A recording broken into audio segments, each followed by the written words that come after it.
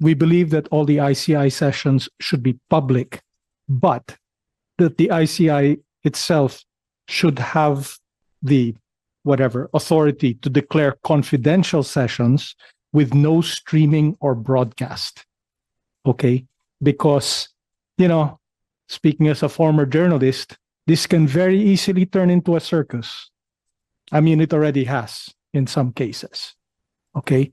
And, the accused are, they're entitled to due process. And, we cannot turn this into a public shaming exercise.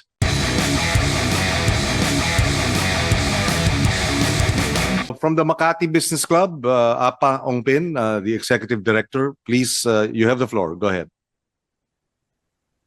Thank you. Oops. Lakas naman. I'll try to keep it as brief as possible. One, we believe that all the ICI sessions should be public, but that the ICI itself should have the authority to declare confidential sessions with no streaming or broadcast. Okay? Because, speaking as a former journalist, this can very easily turn into a circus. I mean, it already has in some cases. Okay? And, the accused are, they're entitled to due process. And, we cannot turn this into a public shaming exercise. No? We want to emphasize that the ICI, as the Senate President has already pointed out, should have additional expanded powers. They should be judicial, investigative, and even confiscatory, like the PCGG used to have. So power of subpoena, power to declare in contempt, and which includes arrest and hold orders after due process. Okay. The commission, whatever we call it, should have the authority to file cases without going through the ombudsman, the DOJ, the Attorney General. We believe it should be that powerful. We propose that the commission be expanded far beyond its current. I mean, there's 20 of these guys right now. It needs to be maybe 10 times the size just to deal with the huge volume of cases, let alone the huge volume of money involved. No? And it should be expanded beyond infrastructure. What we're seeing now, as I think Professor Abante will tell you, is that these guys, the same guys in Congress, and they're worming their way in now to the ayuda, into the social welfare programs. Diba? That's how they're trying to take the money. It's beyond infrastructure. And, as we've always said, we want eyes on Bureau of Customs and Bureau of Internal Revenue. Let's not pretend that there's no corruption there. The ICI or the group should have fiscal autonomy and security of tenure. I mean, in order to be really independent, okay? We believe that, and in fact, future appointments need to be approved by a wider group than just the president at this point. It's just the palace who's appointing people to this thing. No? And finally, we feel that, like Secretary Singson has said, we should look to the examples of Hong Kong and Singapore, and study the charters of those organizations, because although they have slightly different legal systems, You know, those organizations have been very, very effective, obviously, in comparison to our own past experience.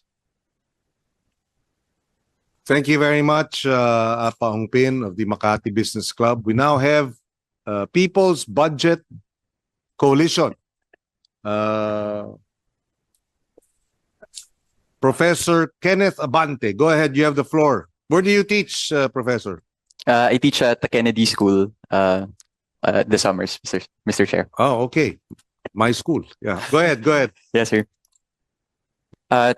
Mr. Chair, Senate President Soto, honorable members of the committee.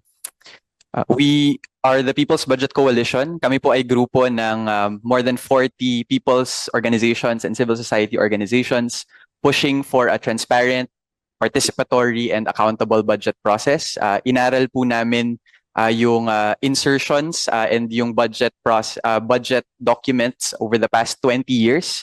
Allow us to share inputs po on what we've found. I think going directly to the subject of today's hearing, we in the People's Budget Coalition support the urgent passage of the Independent People's Commission Bill, empowering it with the powers of contempt, mandating that hearings be open by default unless there are critical meetings that need to be kept confidential, that it be given fiscal autonomy, and that it proactively disclose the tracking of cases pending before the judiciary related to cases of corruption. I was listening to Representative Chel Jokno's interview yesterday about some cases pending before the Sandigan Bayan aging 40 years, Mr. Chair. We think these are critical to be resolved. Today is the first anniversary of severe tropical storm Christine. I am a typhoon survivor and disaster response volunteer that unfortunately we are victims of this massive corruption scandal. Unfortunately, and the tragic truth, Mr. Chair, is that we have lost trust in the integrity of our budget, procurement, and justice systems. We organized rescue relief medical missions in communities po na 2 linggo baha sa Bicol region.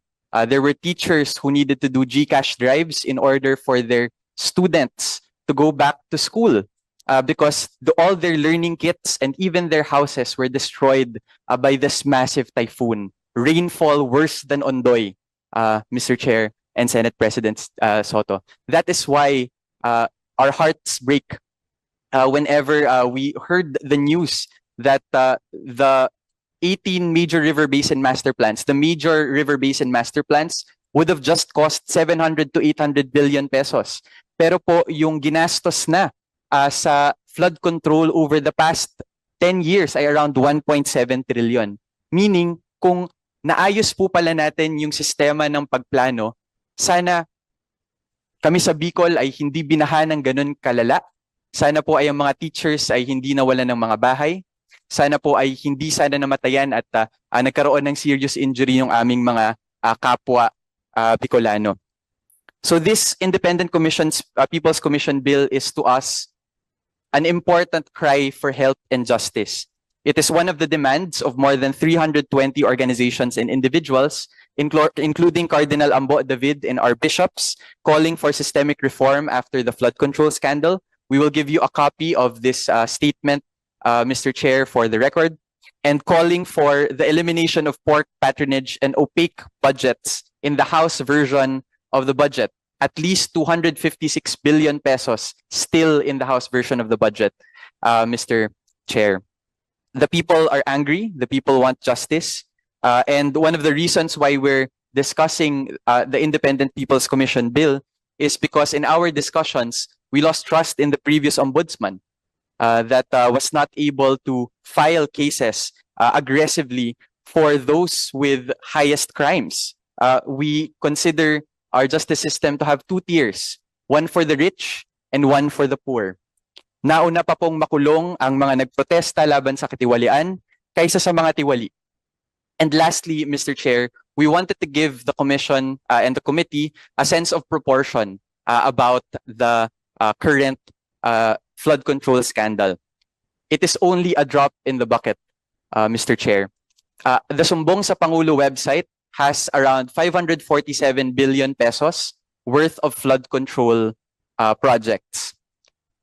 Over the same time period, 2018 to 2025, around 1.2 trillion pesos po yung actual na flood control budget. So we have to ask, what happened to the rest of the half? Have these been completed? We need to know, and the people deserve to know. And then finally, Mr. Chair, with regard to the insertions, it's actually only, flood control is actually only the minimal insertions to the budget. Kahit na mukhang malaki, the real insertions over the past years where there is data from 2018 to 2025, 828 billion pesos po yung may congressional insertions to the Convergence and Special Support Program, to the local program 237 billion, to the Asset Preservation Program around 163 billion, and yung flood management program po only around net of 22.8 billion pesos. So we're only seeing, a minuscule amount dito po sa flood control budget, and we hope that the Independent People's Commission can also look into these even more massive insertions that happened. We are happy to also share our findings about each of the reforms to the budget preparation, to the budget legislation, execution and accountability stage that we saw vulnerabilities of. But I will pause my statement for now, Mr. Chair, Senate President Soto. Magandang hapon po sa ating lahat.